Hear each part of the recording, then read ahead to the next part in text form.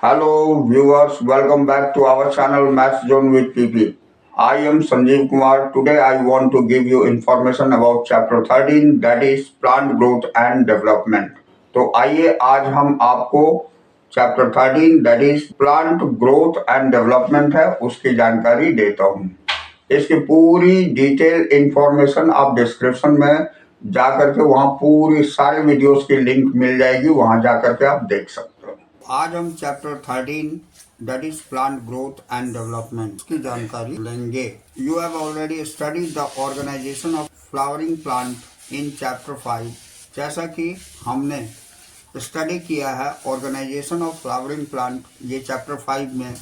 Have you ever thought about where and how the structure like roots, stems, leaves, flowers and fruits and seeds arise, and that is too in the orderly sequence.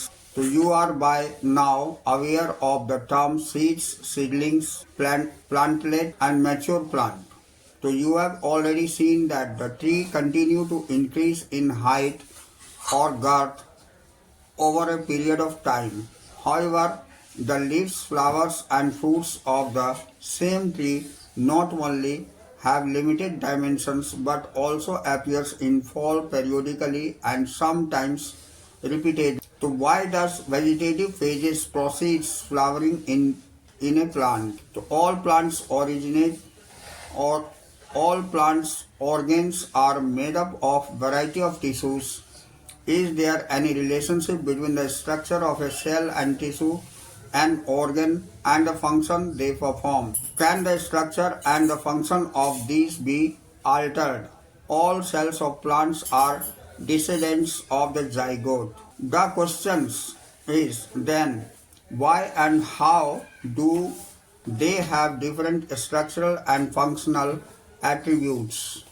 So development is the sum of two processes, growth and differentiation. To begin with, it is essential and sufficient to know that the development of mature plant from the zygote fertilized egg follow a precise and highly ordered succession in events. During this period of complex body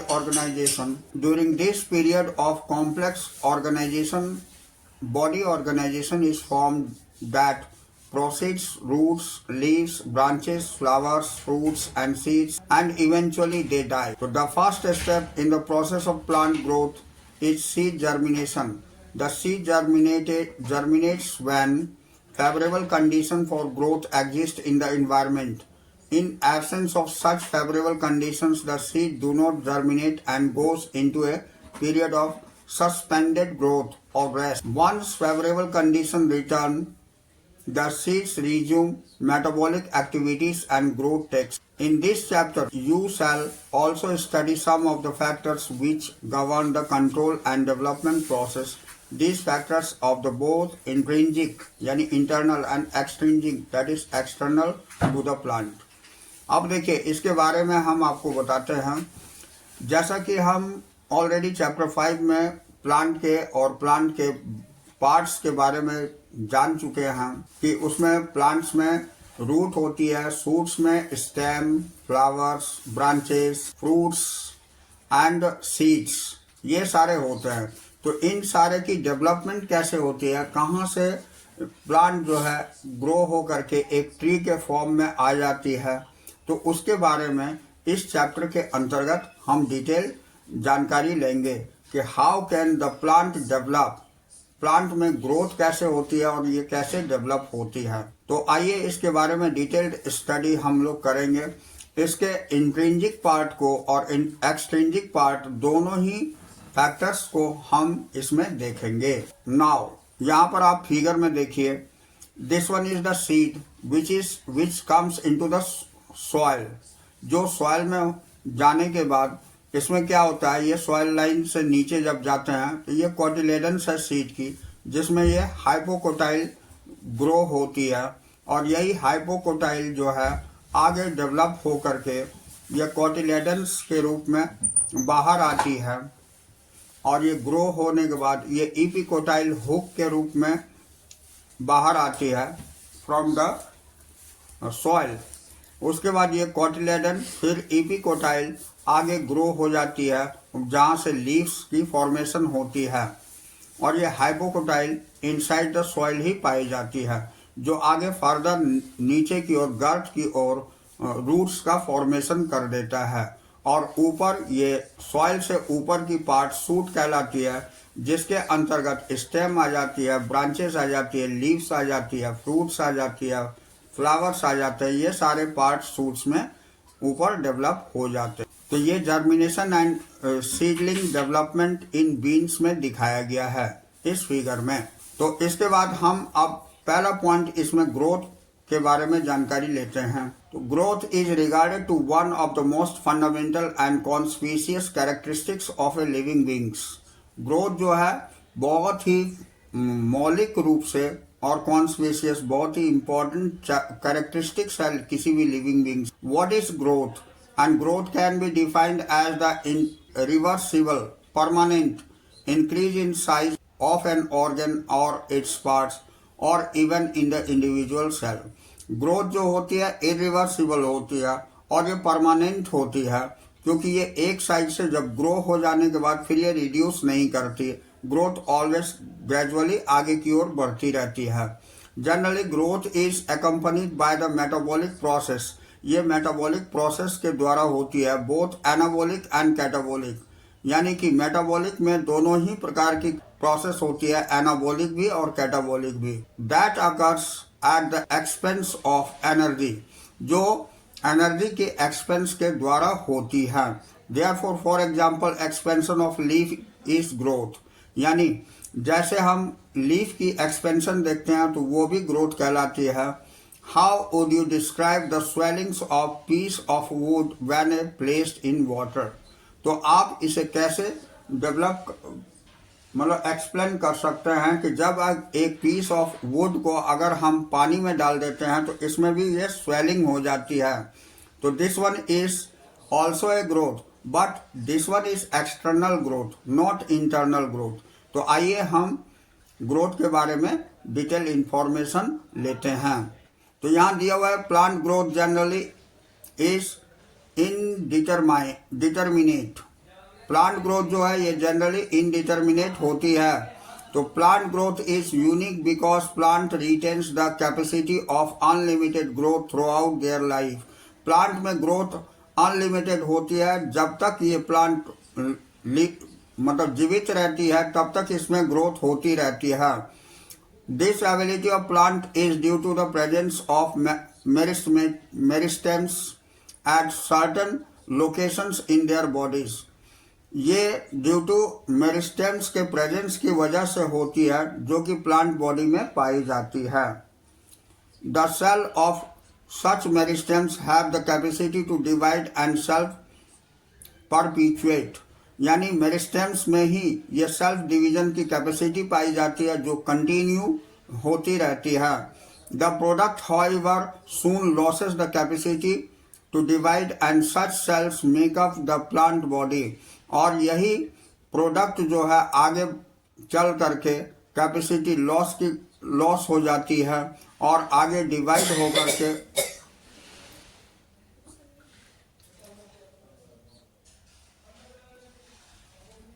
तो the product however soon loses the capacity of divide and such cells make up the plant body।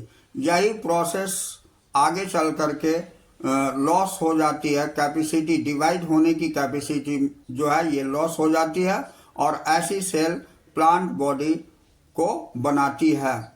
तो these form the growth whenever new cells are always being added to the plant body by the activity of meristems is called the open form of growth. इसी activity को जो meristematic cell से होती है जिससे new cell form करती है, इसी को हम ओपन फॉर्म ऑफ ग्रोथ कहते हैं। अब what would happen if the meristem ceases to divide? Does this even happen? क्या होता है जब मेरिस्टेम्स सीज हो जाती है डिवाइड से, और ऐसा क्या होता है? तो इसके बारे में हम आगे पढ़ेंगे। तो इन Earlier classes you have studied about the root apical meristems and the shoot apical meristems. आप आगे की क्लासेस में रूट एपिकल मेरिस्टेम्स और शूट एपिकल मेरिस्टेम्स के बारे में जानकारी प्राप्त कर चुके हैं. You know that they are responsible for the primary growth. जैसा कि हम जानते हैं कि ये प्राइमरी ग्रोथ के लिए रिस्पॉन्सिबल होती है ऑफ द प्लांट, यानी प्लांट का, and principally contribute the elongation of the plant along their axis. और ये इलोंगेशन प्लांट की के लिए रिस्पॉन्सिबल होती है इसकी एक्सिस पर. तो you also know the dicotyledonous plant and the gymnosperms. The lateral meristems, vascular cambium and core cambium appears later in life. जैसा कि हम पढ़े हैं कि डाइकोटिलेडनस प्लांट और जिम्नोस्पर्म में लेटरल मेरिस्टेम्स जो है वैस्कुलर कैम्बियम और कोर कैम्बियम बना देती है बाद में आगे चलकर. तो these are the meristems that cause the increase of the girth, जो गर्थ की इंक्रीज में यूज होती है ऑफ द ऑर्गन्स, ऑर्गन की, इन विच दे आर एक्टिव, जहाँ ये एक्टिव होते हैं. This is known as secondary growth. इसी को हम secondary growth of the plant बोलते हैं. यहाँ सी फिगर 13.2 जो कि यहाँ दिखाई गई है 13.2 में, ये शूट एपिकल मेरिस्टेम्स है. यहाँ से शूट की डेवलपमेंट होती है फर्दर कंटिन्यूसली. ये शूट पार्ट है और ये वैस्कुलर कैम्बियम की डेवलपमेंट होती है जहाँ से ये इसकी वाइडन डेवलप्ड होकर के स्टेम्स की फॉर्मेशन करती है. और यहाँ ये रूट की है, ये वैस्कुलर कैम्बियम यहाँ ग्रोथ करती है मेन रूट का. और ये रूट एपेक्स मेरिस्टेम्स है जहाँ से रूट आगे की ओर नीचे जमीन के नीचे ग्रो करती है. अब ये ग्रोथ इज मेजरेबल, ग्रोथ नापा जा सकता है. इस पॉइंट के बारे में ग्रोथ की माप हो सकती है, इस पॉइंट के बारे में हम आगे पढ़ेंगे. तो growth of a cellular level और the principally a consequence of increase in the amount of protoplasm. Since increase in protoplasm is difficult to measure directly, one generally measure some quantity which is more or less proportional to it. Growth is therefore measured by a variety of parameters, some of which are increase in fresh weight, dry weight, and length, area, volume and cell numbers. तो growth को हम आगे जो है increase major कर सकते हैं हम उस पैरामीटर से जिसमें ये वेट के आधार पर dry weight. Growth is therefore measured by the variety of parameters, some of which are increase in the fresh weight, dry weight, length, areas, volume and cell number. तो ग्रोथ को हम अलग अलग पैरामीटर से major कर सकते हैं, जैसे कि ड्राई वेट से, फ्रेश वेट से, लेंथ से, एरिया से, वॉल्यूम से और सेल नंबर से हम ग्रोथ का मेजरमेंट कर सकते हैं. तो you may find it amazing to know that one single maize root apical meristems can give rise to the more than 17,500 new cells per hour. जैसा कि हम देख सकते हैं कि मेज में जो एपिकल मेरिस्टेम्स होती है उसके रूट में, उसमें पर आवर के हिसाब से 17,500 न्यू सेल्स की फॉर्मेशन हो जाती है. Where as cell in a watermelon में increase in size by up to 350,000 times. Watermelon में जो इंक्रीज होती है साइज में वो अप टू 350,000 टाइम्स हो जाती है. In the former growth is the expressed in the increase in the cell number. Cell number के आधार पर इसे देखा गया. The latter express growth as increase in size of the cell, जो बाद में साइज के आधार पर भी बताया गया. While the growth of A pollen tube is measured in the term of length. Pollen tube की ग्रोथ जो है लेंथ के हिसाब से मेजर करी जाती है. And increase in surface area denotes the growth of the dorsi ventral leaf. Dorsi ventral leaf की एरियाज के आधार पर, सरफेस एरियाज के आधार पर ग्रोथ देखी जाती है. तो इस तरह ग्रोथ हम प्लांट के अंतर्गत अलग अलग टाइप में हम मेजर कर सकते हैं. फेज ऑफ ग्रोथ, ग्रोथ की फेज देखते हैं, अवस्था जिसे बोलते हैं. तो the period of growth is generally divided into 3 phases, namely meristematic, elongations and maturations. So let us understand this by looking at the root tips and constantly dividing cells both at the root apex and the shoot apex represents the meristematic phases of growth. The cell in the region are rich in protoplasm, possess large conspicuous nuclei. The cell wall also primary in nature, thin and cellulosic with the abundant plasmodesmatal connections. The cell proximal, just next, always from the tip to the meristematic zone present in the phase of elongations, increased voculations. So cell in enlargement and new cell wall depositions are the characteristics of the cell in this phase. इस अवस्था में cell की इलोंगेशंस में increment देखी जाती है. Further away from the apex, अगर हम एपेक्स से अवे होते हैं, that is more proximal to the phase of elongations, lie in the portions of axis which is undergoing the phase of maturation, जो maturation phase में चली जाती है. The cell of the zone attain their maximal size in term of thickening and protoplasmic maturations, modifications. Most of the tissue and cell type of you have studied in earlier classes represents this phase. आगे की phase जो है वो thickening और protoplasmic modifications में होती है और बहुत सारे टिश्यूज में सेल टाइप्स में ये स्टडी करी जाती है जो कि आप आगे की क्लासेस में देखेंगे. अब हम नेक्स्ट पॉइंट ग्रोथ रेट देखते हैं. ये ग्रोथ रेट दिखाई गई है.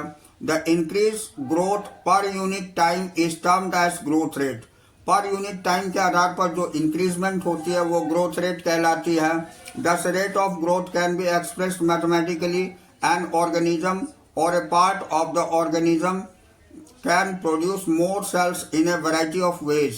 अलग अलग तरह से ये ग्रोथ हम देख सकते हैं. अर्थमेटिक है और ये बी ज्योमेट्रिक में दिखाई गई है. अब सी में जाइगोट डिवाइड जो दिखाई गई है ये ज्योमेट्रिक फेस ऑफ सेल्स में डिवाइड दिखाई गई है और ये अर्थमेटिक फेज में शो होती है. सेल का कैपेबल ऑफ द डिवीजन ये दिखाई गई है और उसके बाद ये ब्लू डार्क ब्लू में दिखाई गई है. ये लाइट ब्लू में cell that loses capacity to divide ये लाइट ब्लू से रिप्रेजेंट करी गई है. इन दिस वे यहाँ पर हम अर्थमेटिक मैनर्स में देख सकते हैं, ये ज्योमेट्रिक मैनर्स में देख सकते हैं. ये सारे डायग्रामेटिक रिप्रेजेंटेशन अर्थमेटिक और ज्योमेट्रिक ग्रोथ की दिखाई गई है. सी में stages during embryo development showing geometric and arithmetic phases ये भी दिखाई गई है. अब आइए हम इसे देखते हैं. The growth rate shows the increase that may be arithmetic and geometric, जो अर्थमेटिक और ज्योमेट्रिक दोनों ही होती है. In arithmetic growth flowering mitotic cell division only the daughter cells continue to divide while the other differentiate and matures. The simplest expression of arithmetic growth is exemplified by a root elongations and constant rate at a constant rate. तो look at figure 13.5. जैसा कि हम 13.5 figure में देखते हैं. On plotting the length of the organ against time, a linear curve is obtained. Mathematically, it is represented as. ये आपको दिखाई जा रही है हाइट ऑफ द प्लांट. इसमें ये ग्रोथ दिखाई जा रही है इस लाइन से, जो टाइम टू टाइम ये ग्रोथ बढ़ती जा रही है. तो ये हम ग्राफिकल रिप्रेजेंटेशन देखते हैं. यहाँ पर अकॉर्डिंग टू इक्वेशन ये दिया हुआ है L T equal to L0 plus RT, जहाँ LT length at time t में है और L0 length at the time 0 है और R ग्रोथ रेट है, इलोंगेशन पर यूनिट टाइम दिखाई गई है. तो let us now see what happens the geometrical growth in most system. In initial growth is slow, यानी लैग फेज इसे बोलते हैं, and is increase rapidly therefore at exponential rate, जिसको log और एक्सपोनेंशियल फेज बोलते हैं. Where both the progeny cells following mitotic cell division retains the ability to divide and continue to do so. ऐसा इस जगह होती है कि ये रिटेन हो जाती है cell division. However, with limited nutrient supply, जबकि लिमिटेड न्यूट्रिएंट सप्लाई होती है, द ग्रोथ स्लो डाउन, इसमें ग्रोथ स्लो हो जाती है, leading to the stationary phase, जो स्टेशनरी फेज को लीड करती है। If we plot the parameters of growth against time, अगर टाइम के आधार पर हम पैरामीटर ग्रोथ की अगर प्लॉट करें तो we get a typical sigmoid of S curve, हमें एस कर्व मिल जाती है। A sigmoid curve is characteristics of living organism, ये लिविंग ऑर्गेनिज्म की होती है, growing in a natural environment, जो नेचुरल इन्वायरमेंट में होती है। It is typical for all cells, ये सारे सेल के लिए होती है। Tissues and organs of the plant, ये सेल टिश्यू और ऑर्गन्स प्लांट के लिए होती है। तो can you think the more similar example, what kind of curve can you expect in a tree showing seasonal activity. तो क्या आप इसे इमेजिन कर सकते हैं ये सीजनल एक्टिविटी में कैसी होती है। यही आपको सिग्मॉइड एस की रिप्रेजेंटेशन दिखाई गई है। इसमें एक्सपोनेंशियल फेज ये होती है, ये स्टेशनरी फेज हो जाती है जहाँ जा करके ग्रोथ रुक जाती है, और ये लैग फेज होती है जहाँ ग्रोथ रुकी हुई रहती है। इस अलोंग वाई एक्सिस हमें दिखाया गया है साइज या वेट ऑफ द ऑर्गन्स, और अलोंग एक्स एक्सिस टाइम रखे हैं, तो ये टाइम और साइज के अलोंग ग्राफ को रिप्रेजेंट्स करती है। अब आइए, तो यहाँ पर आपको दिया the exponential growth can be expressed as W1 equal to W0 ERT, जहाँ W1 final size, weight, height, number etcetera है, और W0 initial size at the beginning of the period है, जहाँ R ग्रोथ रेट को represent करता है, T time of growth को, और E base of natural logarithm को शो करता है। तो हम इस फॉर्मूले से भी एक्सपोनेंशियल ग्रोथ को एक्सप्रेस कर सकते हैं। Here R is the relative growth rate and is also the measure of the ability of the plant to produce new plant material, referred to the efficiency index. Hence, the final size of W1 depends on the initial size W0. तो यहाँ final size W1 जो है ये depend करती है initial size W0 पर। अब यहाँ देखिए ग्रोथ ऑफ लीफ दिखाया गया है। ये ग्रोथ ऑफ लीफ हम लोग किस तरह से शो करते हैं, तो यहाँ diagrammatic comparison of absolute and relative growth rates, both leaves A and B has increase their area, इसकी एरिया इंक्रीज होती है by 5 centimetre square in a given time of period A1 B1 leaves.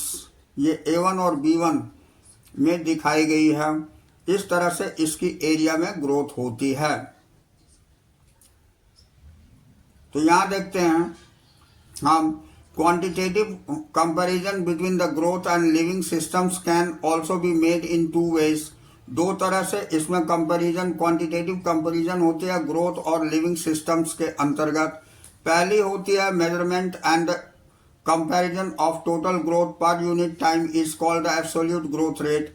Measurement जो होती है comparison, इसके बीच में ये growth पर यूनिट टाइम को हम एब्सोल्यूट ग्रोथ रेट बोल सकते हैं। Second, the growth of the given system per unit time expressed in common base.